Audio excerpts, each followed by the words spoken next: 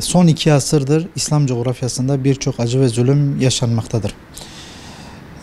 Son zamanlarda Arakan'da ise Budist çeteler Rohingyalı Müslümanlara içler acısı bir durumu yaşatmaktadırlar. Camilerde topluca ibadet edilmediği gibi Müslümanların beton evlerde kalması bir suç halini almıştır. Ayrıca Rohingyalı genç Müslümanlar dünyanın gözleri önünde katlediliyor.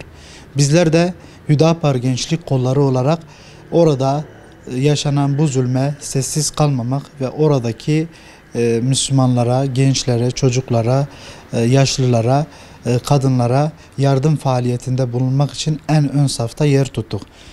Yetimler Vakfı Genel Merkezi ile yaptığımız ortak çalışma sonucunda bizler de bu yardım faaliyetinde yer edindik. Burada tüm genç kardeşlerime seslenmek istiyorum.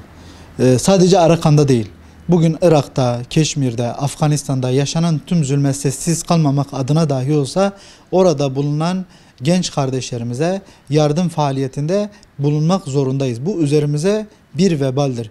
Bu Müslümanlığımızın bir sorumluluğudur. Bizler insani olarak bu yardımlarda sürekli bulunacağız ve tüm gençleri de bu yardım faaliyetinde bulunması için çağrıda bulunuyoruz. Son olarak tüm genç Müslüman kardeşlerime seslenmek istiyorum.